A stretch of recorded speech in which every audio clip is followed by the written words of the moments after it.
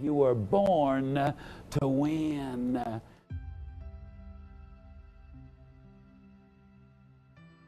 And when you use the qualities which you have, my friend, you can get the things in life that you really want.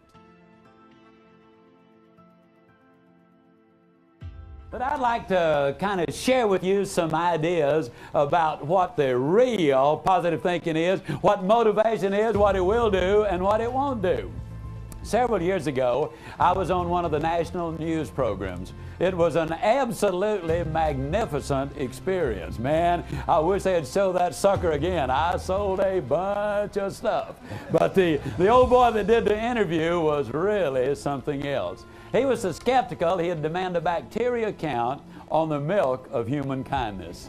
I honestly believe that he believes, really he's so cynical that he still thinks somebody pushed Humpty Dumpty. I mean, you have seen the kind. His opening statement to me, I mean, the first cracker out of the barrel after he had turned on the cameras, you know, he said, Zig, you go all over the country talking about positive thinking, making money, going to the top. He said, you're so positive, you think you could whip Muhammad Ali? Well, folks, that's dumb, even though I fought in the ring 2 years. And it's a matter of record, just for your information, that the worst I ever finished was second. As a matter of fact, the only reason I quit was because of my hands. The referee kept stepping on them. No, I don't think I could whip Muhammad Ali. For that matter, I don't even think I could take your appendix out, sir, and have you live. But I tell you what, I'll bet you. I'll bet if you and I were on a desert island 1,000 miles from everybody else, and all of a sudden you said, oh, my side hurts. And I'd say, let me see. Put my hand on your side, it's burning up with fever. I'd say, man, you got appendicitis, but that's no big deal. I've been watching a lot of television recently, seen no less than a dozen doctor shows in the last month alone, and they were all specializing in appendectomies. I watched them real good. It is not a difficult operation. As a matter of fact, I brought me some good sharp knives with me, got some good powerful germ-killing medicines. And you know me, I'm so optimistic I'd go after Moby Dick in a rowboat and take the tartar sauce with me. Man, I believe we're going to be able to get them out of there. Now, I believe that you would prefer that I took that approach instead of looking at you and saying, man, you're going to die. And the reality is, ladies and gentlemen, that the first approach would give him an infinitely better chance of surviving than would the second one. But let me lay it on the line because this is so important. I get upset with these highly motivated, very sincere, completely in their own mind, honest individuals who will stand up and tell somebody else, man, with positive thinking, you can just do anything. And ladies and gentlemen, that simply is not so. How many of you recognize the name Magic Johnson? Can I see your hands? Okay. Magic Johnson is a highly motivated, very enthusiastic, extraordinarily skillful basketball player. He is 6 feet 9 inches, 245 pounds of highly skilled athlete. He's a positive thinker. He's highly motivated. He's really turned on. But I'm here to tell you that despite all of his success as a basketball player, I'm completely convinced that Magic Johnson would be a total and complete failure as a jockey. How many of you would agree with that assessment? All right. Refrigerator Perry just flat couldn't cut it in ballet. I mean, he just could not. Now, I'm a positive thinker. But if you were facing major surgery, I would not recommend me to perform the operation. No, I want to make it absolutely clear that positive thinking won't let you do anything, but it will let you do everything better than negative thinking will. Can you buy that idea? Would you agree that positive thinking won't let you do anything, but it will let you do everything better than negative thinking will? And my friend, that is good enough. Let me tell you what positive thinking will do. Positive thinking will permit you to use the qualities which you have. And when you use the qualities which you have, my friend, you can get the things in life that you really want. Motivation. What is motivation anyhow? Many times the media asks me the question. They say to me, Zig, you go around and you're going to be talking to these people. You got this 4-hour seminar, and in this seminar you're going to keep them all of that time. Let me ask you, are you going to get them excited? And I say, well, those folks are already excited, okay? You're going to get them excited even more so. And I said, yeah, they sure hope so. They bought a ticket and they want it to be a good investment. Okay, where will they be a month from now, a year from now? You know what they're really asking me? They are asking me, is motivation permanent? And the answer, ladies and gentlemen, emphatically not. Motivation is not permanent. But then neither is bathing, is it? But does that mean I'm opposed to bathing? Or does that mean I want to do it every day? I want to do it every day. And motivation is in exactly the same category. You need it every day of your life. Why? Because there's a lot of stinking thinking going around, and that's what messes your mind up. I want to show you what I believe motivation is. If you will look very carefully, you can see this grid, and you will notice, ladies and gentlemen, that it has a simple question: how many squares do you see? The average person immediately said, well, I see 16 squares there, and there are 16, but if you will look a little more carefully, you will see that the entire figure is a square, so that makes it 17. And then right in the very center, there's another square that makes it 18. But notice this, right here is another square that makes it 19. Here's another one that makes it 20. Here's another one that makes it 21. And here's another one that makes it 22. But follow me now, because right here is another square that makes it 23. Here is another one that's 24. Here is another one that's 25. And here is another one that brings it to 26. But watch this. Come across 3 and down 3 and across 3 and up, and there's one that makes it 27. Here's yet another one that's 28. Here is another one that's 29. And ladies and gentlemen, there is another one. That means there literally are 30 squares there. Now I want to ask you a question.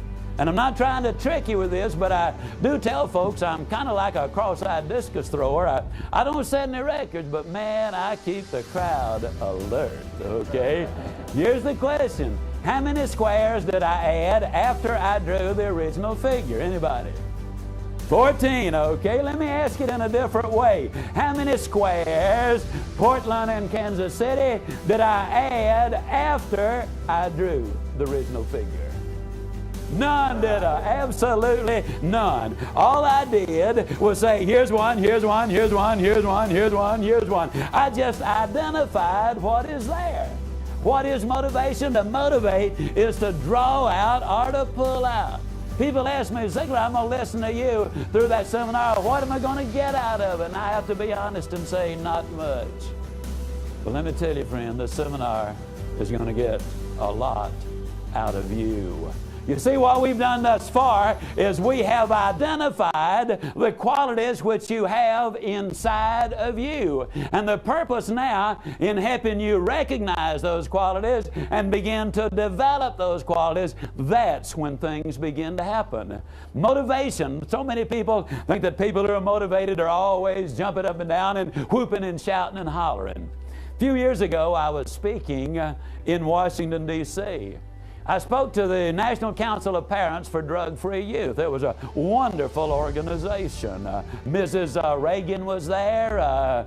Brooke Shields was there. She had done a commercial. I was the wind-up speaker that evening, and the audience was most appreciative and very responsive. They laughed at all of my jokes, which is a sign of intelligence. They said nice things about me, you know, and so I went to bed, had a good night's sleep. Next morning I was down in the restaurant awaiting my turn to be seated. Now there were about a dozen people behind me, and the host had gone out to seat the couple in front of me, and so I was just standing there awaiting my turn. Now I don't know how you stand when you stand, but when I stand, I just stand. For example, I do not know how to stand motivated. So I just standing there, and these three ladies walked in who had been there the evening before.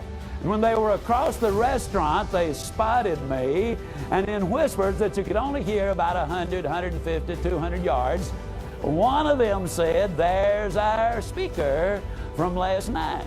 Second one said, "Yes, and he is obviously a ninth person." Third one said, "He must be," said, "he sure don't look motivated to me." Now, folks like to say, I don't know how you stand when you stand, but when I stand, I just stand.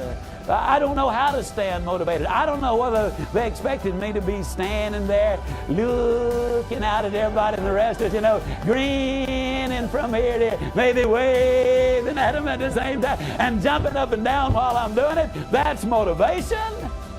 That's insanity. That's what it is. Some of the most motivated people on the face of this earth are quiet people. They're not tub thumpers like we'd say down home, but when you get around them, you can feel the intensity of their excitement in what they are doing. That's what I'm talking about. Now, what we need to do is to have some motivation that really works. I'm confident that everybody here has noticed that when I do my talking, I do a lot of walking. And when I'm doing a lot of walking, I'm also doing an awful lot of looking. And I've been amazed at the youthfulness of this crowd here in Salt Lake City. Bunch of kids really is what we've got gathered together here today. I don't see anybody even old enough to know what I'm about to tell you. So I just have to tell you. When you get to be a certain age, there are physical and chemical changes which take place in the human body. And as you know, there's an awful lot of pollution out in the air. And when the pollution in the air gets together with the physical and chemical changes in the body, what happens is it destroys the strength of the lenses in your glasses. Maybe some of you are younger than I thought you were, older than I thought you were. Well, that happened to me. So I went down to see my good buddy Bob Bud Barker, the friendly optometrist, and Bob examined me for my new glasses. He wrote the prescription. He said, "Zig, see me next Tuesday." Well, the following Tuesday, I walked in to see my buddy Bob. He put these new bifocals on me, you know, and he did a couple of adjustments. Said, "Well, how do they feel?" I said, "They feel great." He said, "They look good too. You're on your way." Well, I headed for the front door, and as I stepped out the front door, I did a couple of adjustments, you know, as we always do, and my car is parked about 25 feet away, and I headed for my car. Now, you talking about a high-stepping dude, old Zig was really picking him up and putting it down. Now, obviously, I did not realize that until I drew abreast of the car, and there my right leg was up about 4 feet, you know, and I saw the reflection in the window. And you know how you do when you've done something not overly bright? You think everybody in town not doing a thing in the world but looking at you. So I looked around right quick to see if I'd been caught in the act. Nobody was paying me the least bit of attention, but realizing how totally ridiculous I must have looked, I couldn't help it. I just hollered out loud. I got so tickled. And then I got excited.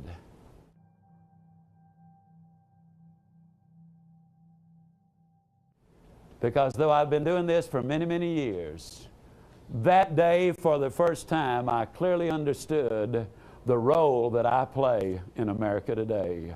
You see, ladies and gentlemen, the reality is I'm an optometrist.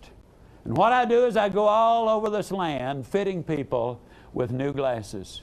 And what I've done for you today, whether you're in Salt Lake or Portland or Kansas City, what I have done for you today is brought you a brand new pair of glasses. I got to tell you something about these glasses. First of all, they will fit you perfectly.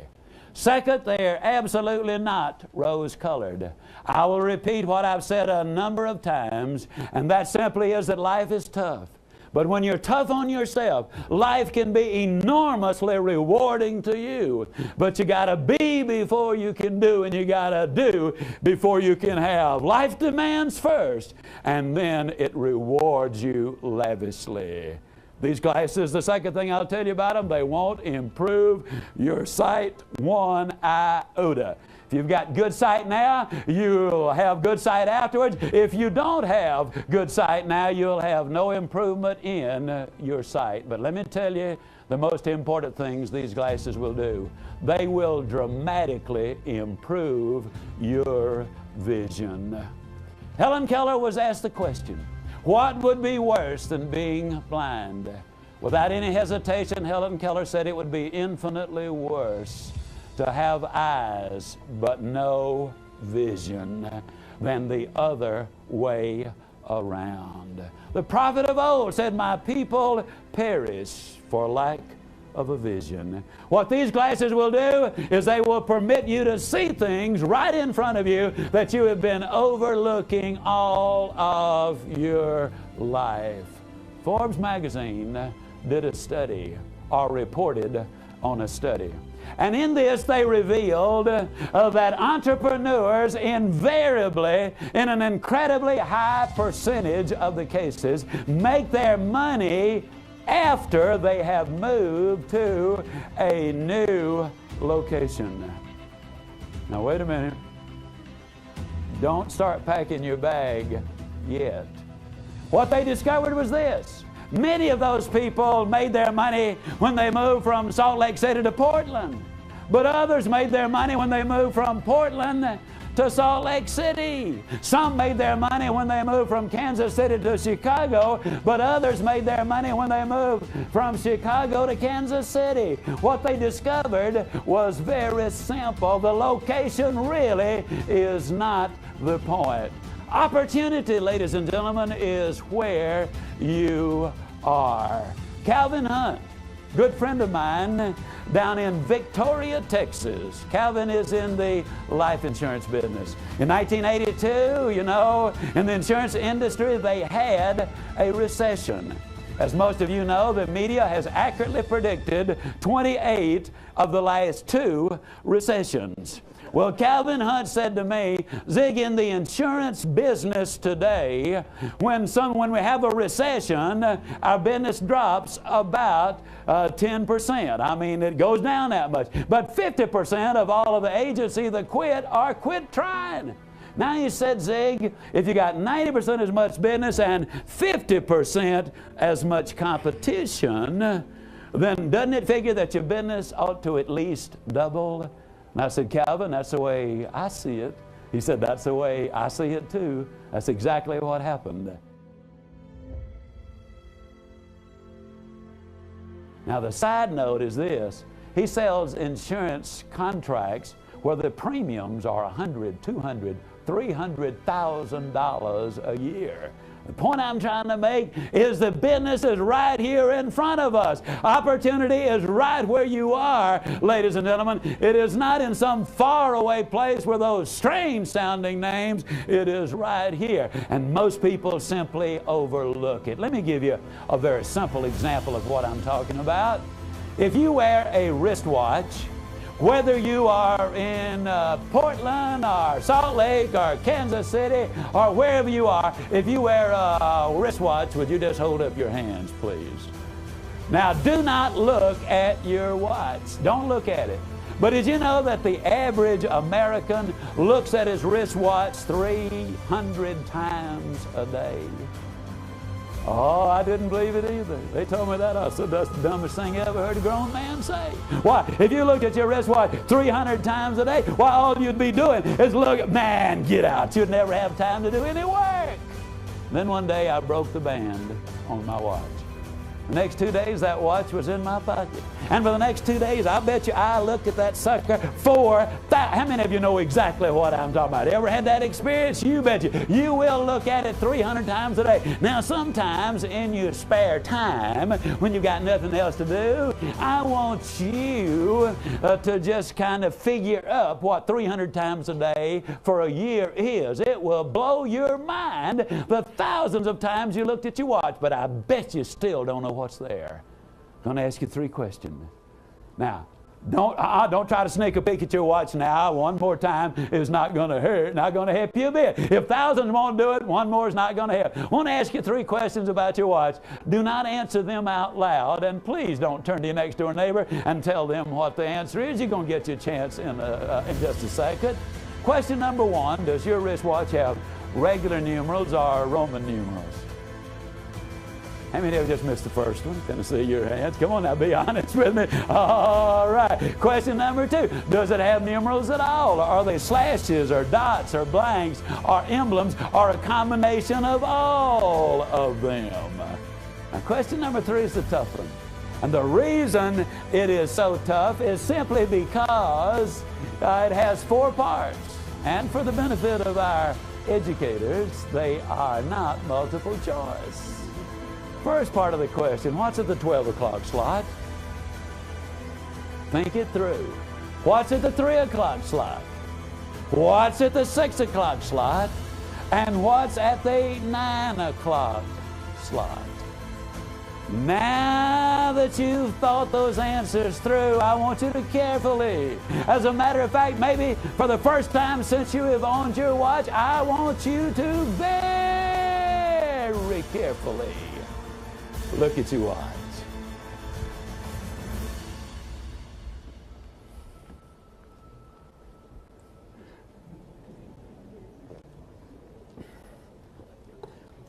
Now, I can't always interpret murmurs and giggles and all those kind of good things. And I certainly couldn't hear it from Portland and Salt Lake City. From Portland and Kansas City. But for those of you who are right here, how many of you missed at least one of the questions? Can I see your hand? Boy, about everybody's got their hand up. Now, how many of you remember just a few seconds ago when I said, now I want you to carefully, as a matter of fact, maybe for the first time since you've owned your watch, I want you to very carefully look at your watch. How many of you remember me saying that a few seconds ago? Okay, what time is it?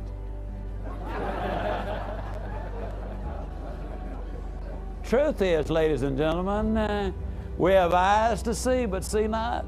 We have ears to hear, but hear not. We have hands to feel, and we feel not. We've got everything there in front of us, opportunity galore, and if we cannot even identify what's on our watch, doesn't it make sense that we need to open our eyes, adjust these magnificent new glasses you're being fitted with, and look around you and see what is there? Yes, this pair of glasses will let you see opportunity, but they do a whole lot more than that.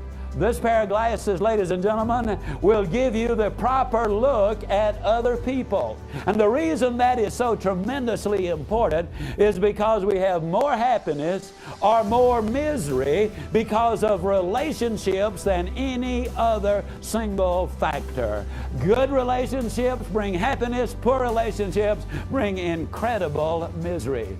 And the way you look at people is so important because you treat people like you see them. And the way you treat them determines what the relationship is going to be. This pair of glasses will let you see people properly. Andrew Carnegie was the first great industrialist that our society produced.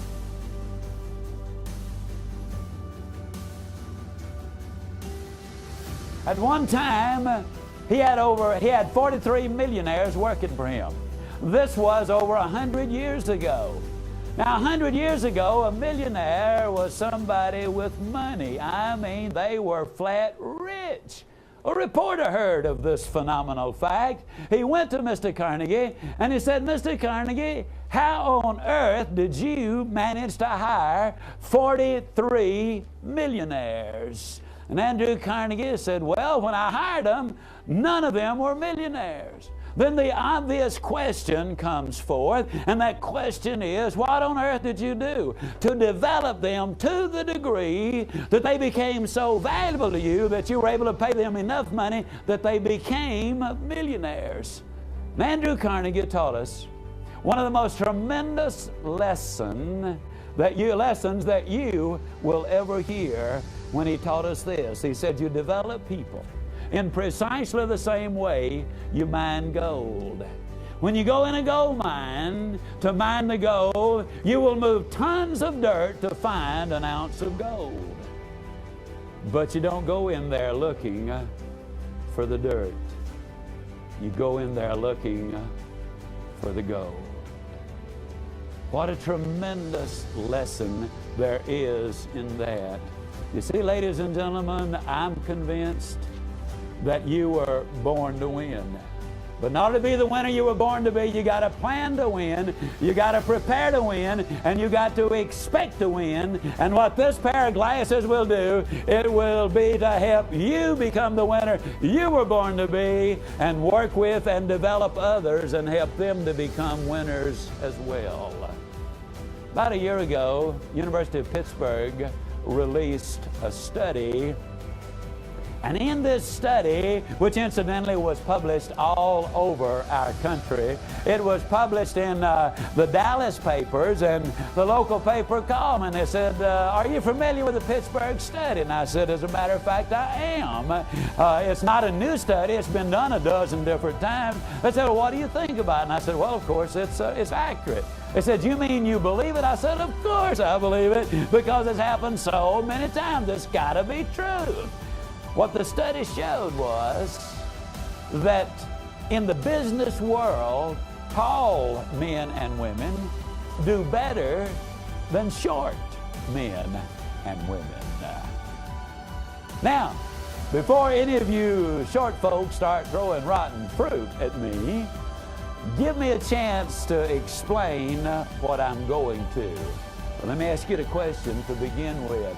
To begin with, you know beyond any doubt that the distance from your heel to your head has got nothing whatever to do with what's stored there. Now, you know that, don't you? The answer is yes. I'll help you with these tough ones, okay? There's no question about it. And yet it's an absolute fact that tall men and women do better than short men and women. Now, why? The answer is because of conditioning and because of prejudice. Let me see a show of hands from all three audiences. How many of you have ever been lost, I mean just flat lost, in a strange town? Would you mind holding up your hands, please? Okay. How many of you, when you got lost, saw some kids playing and you went over to the kids and you asked the question, how on earth do I get from here to there? How many of you have ever specifically had that experience? Okay. Now, everybody simultaneously, out loud, enthusiastically, which one of the kids did you ask? The tallest, the biggest. Why? Might have been the dumbest kid in town. He might have been lost too. But the reality is, you ask the tallest and the biggest one because of conditioning and prejudice from birth in our society. We use an entirely different vocabulary on the tiny baby and the petite child as versus from the larger baby or the larger child. The vocabulary is totally different. How many times have I done it and heard it done, my, what a fine looking young man, or what a fine looking young lady. But what about Shorty? Oh, isn't she cute? The truth is there are not many, quote, cute CEOs or bank presidents or college presidents. I noticed something with enormous excitement. When you started giving me these qualities, I did not hear a single one of you say, I want somebody who is 6 feet 1 inches tall, or I want somebody who is handsome or beautiful. What you did say is, I want somebody with the qualities that will make a difference in my organization. These are the things that you identified, and rightly so. These are the things we can do something about. So how do we handle? Well, the first thing we do is we start teaching these qualities. The second thing we do is we listen to the lesson of Oliver Wendell Holmes. Oliver Wendell Holmes was an absolutely remarkable man. He was a brilliant inventor, outstanding jurist, remarkable writer, 5 feet tall. One day somebody asked him, Judge Holmes, how does it feel to always be in the company of men and women who are so much bigger and taller than you are? And Judge Holmes had a tremendous sense of humor, which is one of the qualities you identified as being important in a person's life. Judge Holmes looked at that person with a grin on his face and he said, well, I feel like I imagine a dime must feel when it's thrown in with a whole bunch of nickels. Half as big, worth twice as much. Let me tell you what gives people value. Let me tell you what are the keys to success that will move you up. These are the ones you have identified them right along because they paint the picture of you. And the picture of you is so important. Dr. Joyce Brothers was 100% right when she said that you cannot consistently perform in a manner which is inconsistent with the way you see yourself.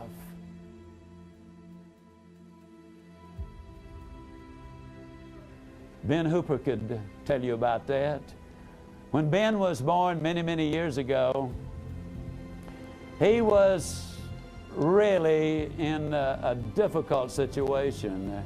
You see, his mother was not married. And in that day and age, they said some terribly ugly things about the child who obviously had nothing whatever to do with his birth. The kids were mean and ugly to him. The adults were mean and ugly to him. And when he went into school, the kids ostracized him. Many of the parents said, what on earth is a boy like that doing here at school? At recess, he studied at his desk. At lunch, he went off and ate it by himself. On Saturday, when his mother took him into town, the adults gave those disapproving comments and glares. It was tough. And one day, a new young preacher moved into that little community in the hills of Tennessee. And Ben Hooper started hearing about him. One Sunday, he went down to the church. After it had started, he kind of sneaked in the back, quietly took a seat, and he ran out before the services ended. But he liked it. And the next Sunday he was back, and the next. But each Sunday he would arrive late and leave early. But then one Sunday he got so carried away with it that he was still seated when suddenly the services had ended and he was surrounded by people. The young preacher was there, and the next thing Ben Hooper knew was when he felt those hands on his shoulder. And he turned around and was looking into the eyes of the preacher. The preacher looked at him and he said, whose boy are you? Which family are you from? There was a tense moment of silence. Then a big smile crossed the preacher's face. He said, oh, I know the family you belong to. The resemblance is unmistakable. You're a member of the family of God. That's quite an inheritance, boy. He swatted him across the rear lovingly and said, go and live up to your inheritance. Ben Hooper later said that that was the day he was elected governor of the state of Tennessee and re-elected later. That picture you have of yourself, you were born to win.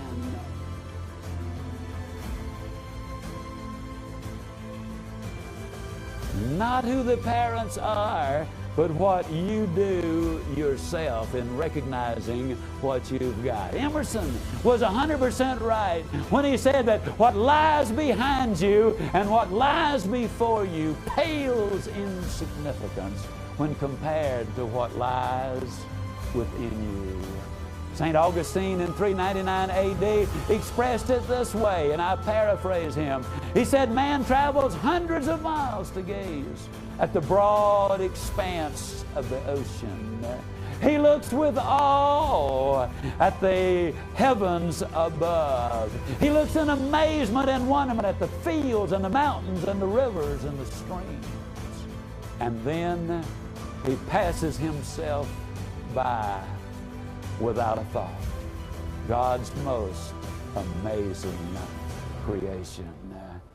Yes, you were born to win. And when you look at the qualities you have, my friends, that really does make you a winner. I spoke this summer up in a small community in Indiana. 3 days later, I got a letter from a lady who had been there. She said, Mr. Ziegler, I was at the seminar and I had just gotten back from Colorado. She said, I'd been rafting down the river. It is a beautiful sight. At night, I had been backpacking and I would camp on the highest hill that I could reach. And she said, as I would stand there and look at the grandeur of the universe, the beauty of the mountains, as I would look at the sunrise in the morning and watch it set in the evening, a feeling of absolute despair that really encompassed me. She said, I felt so little and so insignificant. And then you quoted St. Augustine, and we passed ourselves by without a thought. Thank you, Mr. Ziegler. She said, I was contemplating suicide. I look forward to the future now. You see, the truth is, ladies and gentlemen, inside of us there is so much. Man was designed for accomplishment. He's engineered for success. He's endowed with the seeds of greatness. I'm absolutely convinced that total success, absolute total success, is very, very possible. I want to share with you what my perspective of success is all about. Everybody maybe has a different view. I want to share with you what I think success really is. From my perspective, ladies and gentlemen, if I were to make literally millions and millions and millions of dollars,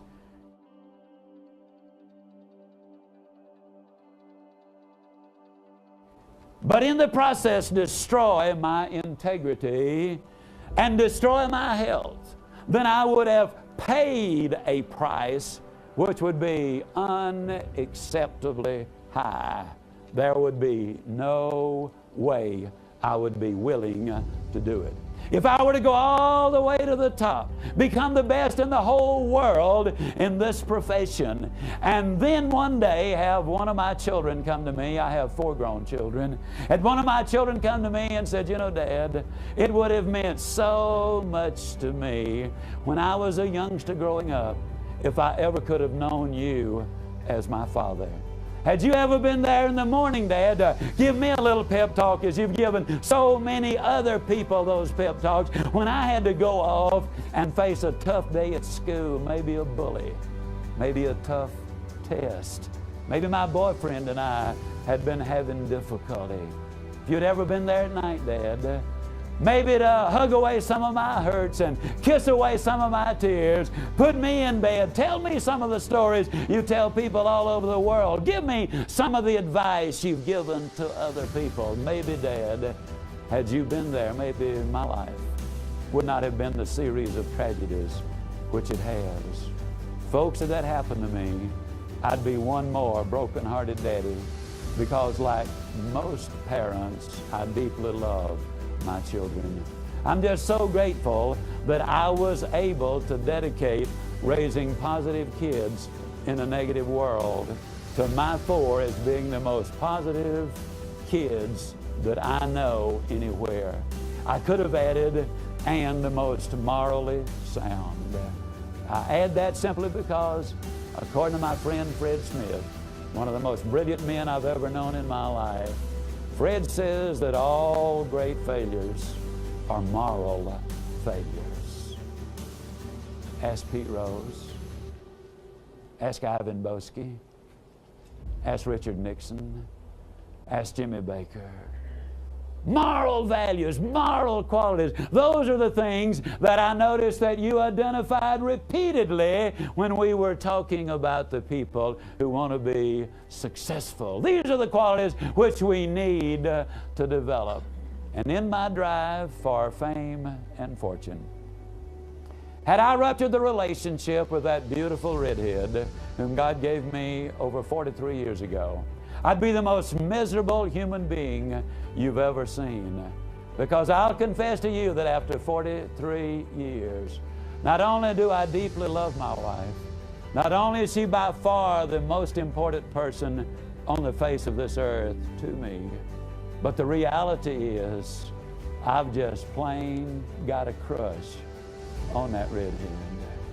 Somebody asked me one time, Zig, what do you do for excitement? I said, I married it. Ladies and gentlemen, I want to say something. I believe that can be had in so many other families. Not easy. It's something that you have got to work for.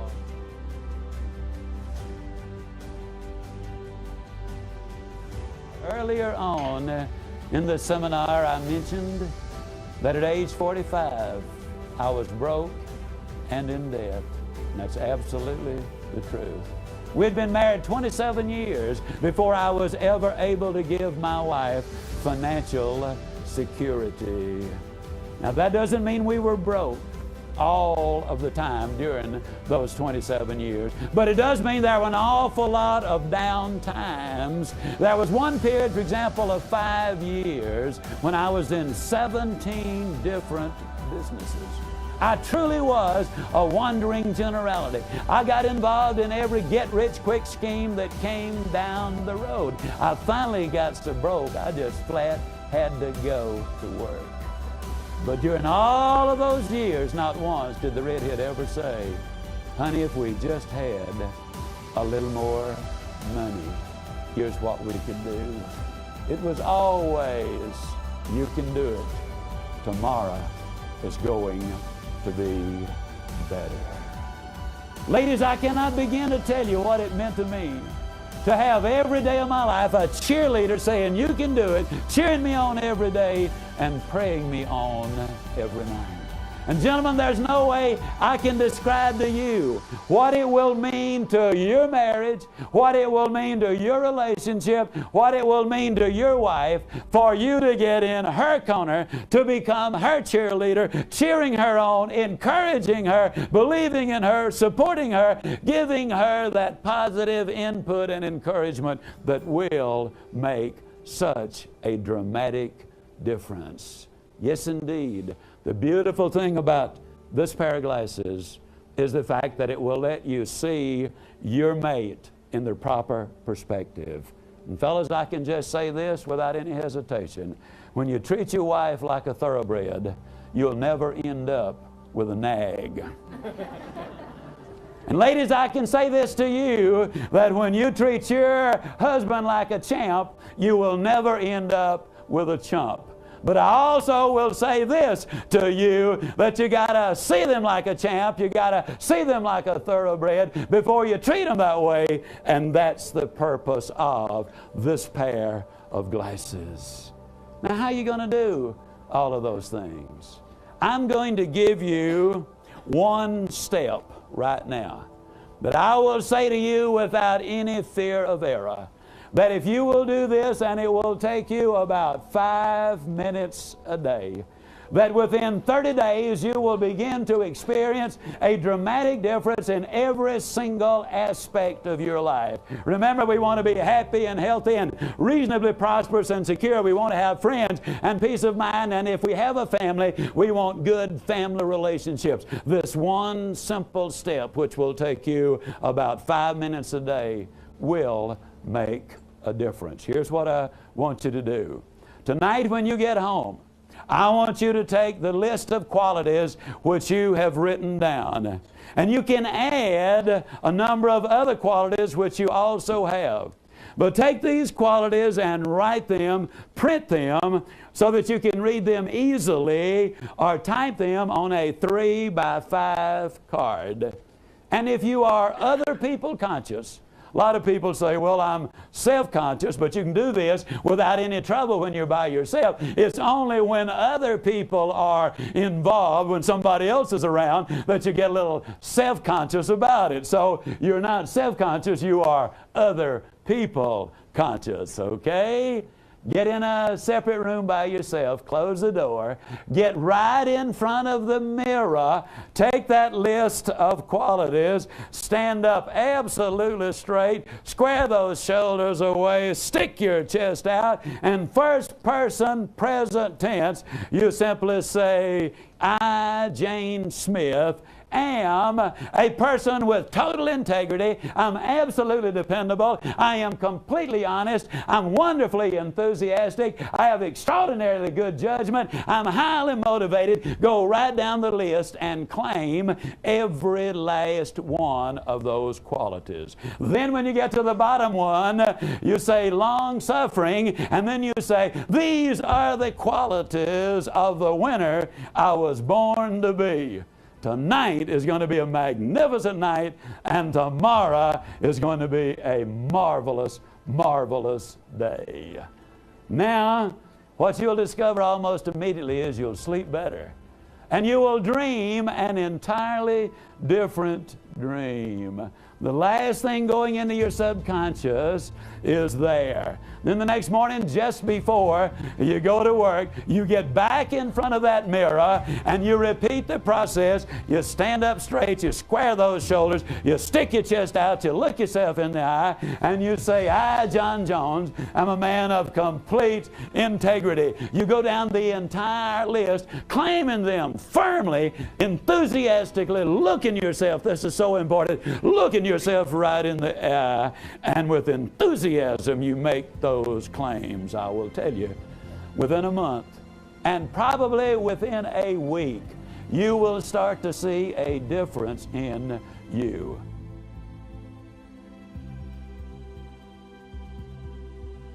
Now, for those of you who read your Bible, you will recognize that that is right out of the Bible. The good book says, whatsoever things are true, whatsoever things are pure, whatsoever things are honest, whatsoever things are of good repute, then think on these things. That is exactly what you are doing with this process. And then what you're going to discover within just a matter of days is this. If somebody who does not know the real you, you see, this is the real you. The person who does not know the real you, ladies and gentlemen, will be beginning to look and understand the real you. And then when somebody says something, like maybe you didn't quite understand it, or you're not as bright as I thought you were, then you can honestly say, what is that old boy talking about? Doesn't he know that I am a person of absolute integrity? I'm completely dependable. I'm completely honest. In other words, you will start repeating those things. You see, folks, the person you are and the person who people think you are many times entirely different people. About 3 weeks ago, I went into one of those places to get me some non-glare glasses. And when I walked in with the redhead, the young man came up to me and he said, may I help you? And I said, yes, I need some of those glare-proof glasses. He said, are you a photographer? And I said, no, I'm not. He said, what are you using them for? I said, well, I'm going to be doing a television shoot, filming, and I need non-glare glasses. He said, are you a producer? I said, no, I'm a speaker. He said, well, what do you speak on? And I said, well, motivation, inspiration, personal growth, goal setting, that kind of thing. He said, oh, kind of like Zig Ziglar. And I said, yeah, kinda. And the redhead spoke up and she said, this is Zig Ziglar. The guy looked at me and said, oh no, I know Zig Ziglar. That is not Zig Ziglar. Zig's always jumping up and down. I've seen his videos. That's the way Zig is. I turned to the redhead and I said, now see there, sweetheart, I told you we couldn't pull this deal off. That guy knows that I am not that one.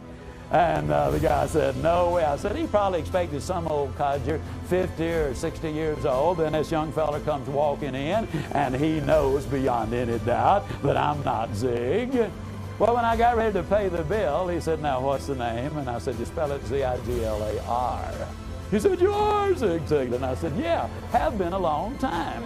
Now, the reason I tell the story is simply this. The picture you had of me was wrong.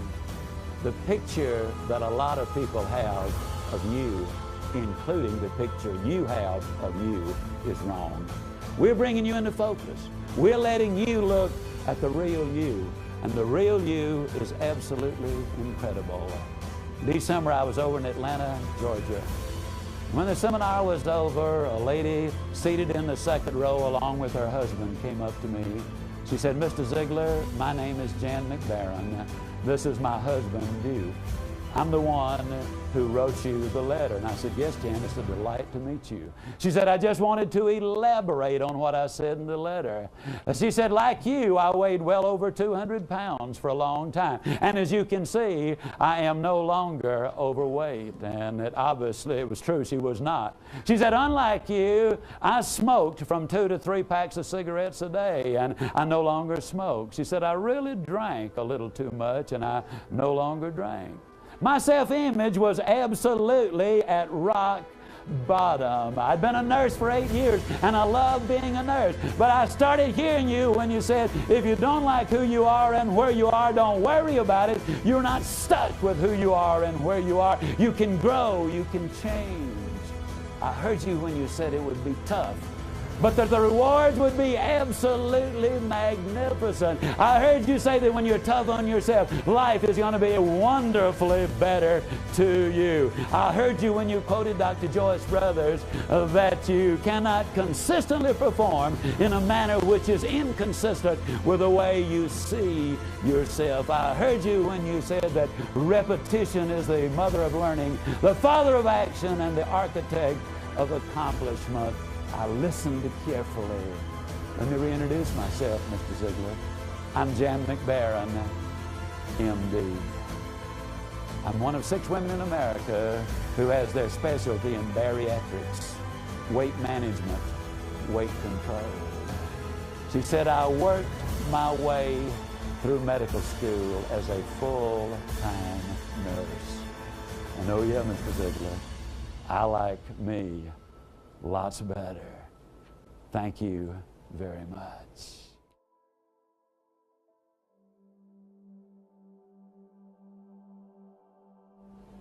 Folks, you're not stuck with where you are. You can grow, you can change.